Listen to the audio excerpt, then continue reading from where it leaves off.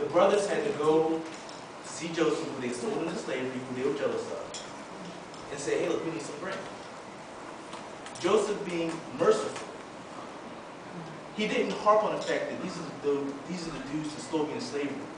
These are the dudes that tried to stop me from being here. He showed them mercy. He gave them a little bit of a hard time because he had to. He wanted to make sure that their hearts were in the right place. So he asked them some questions to prove that they were humble. He gave them some tests to go through. But finally he said, you know what? There's one more missing. The 12 brothers, only 11 came because the younger brother wasn't allowed to go. Joseph wanted to see his younger brother. He wanted to see everybody together. So he sent them back. And not only did he send them back with a little bit of grain to keep them going, he gave them a little bit of money. That's mercy. He said, go back, bring me everybody, then I'll give you enough money. So then they go back and he discovered, there's money in here. Oh my God, now we're really in trouble. They think we stole from the government. So then they were scared to go back with the whole family, but they had to because they needed more grain. So then they go back, and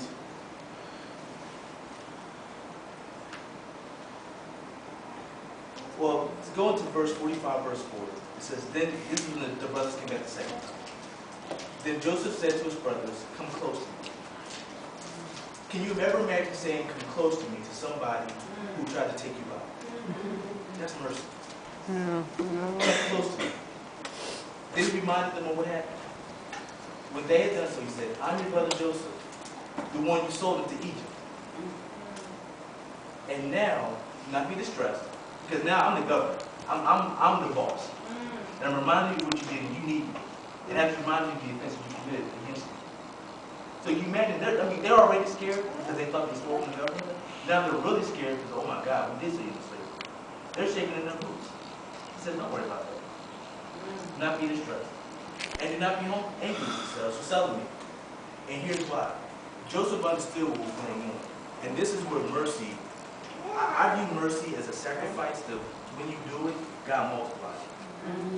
What Joseph told to his brothers, don't be mad for selling me to slavery, because you guys put me in position to help the family. He says, because it was to slave.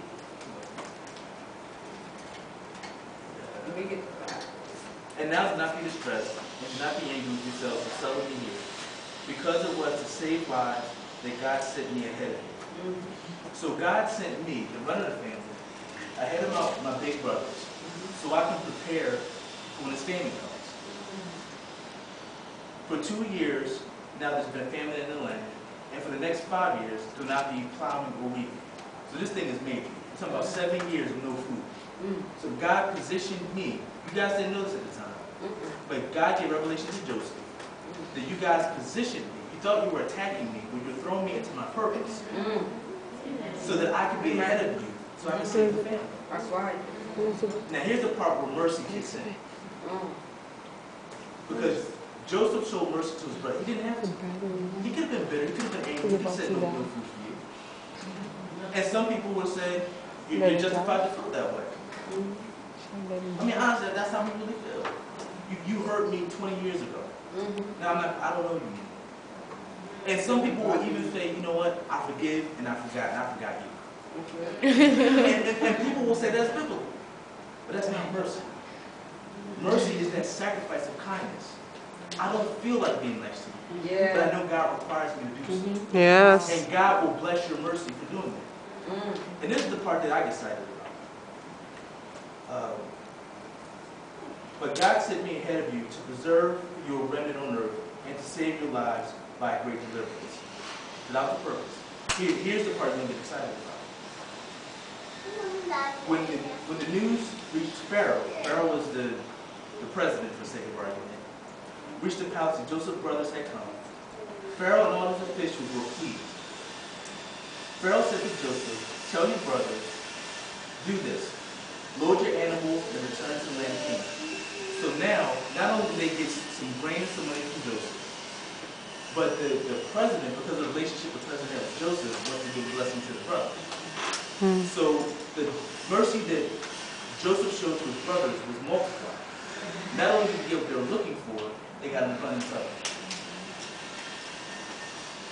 Pharaoh goes on to say, you will also correctly tell them, do this. Take some carts from Egypt to your children and your wives, and get your father to come. Never mind about the belongings, because the best of all of Egypt will be yours. This is Pharaoh talking to the brothers. So the level of mercy that Joseph showed to his brothers was multiplied. Imagine how Joseph feels. Joseph already sees himself in a position, I'm in a position to help my family throughout this family.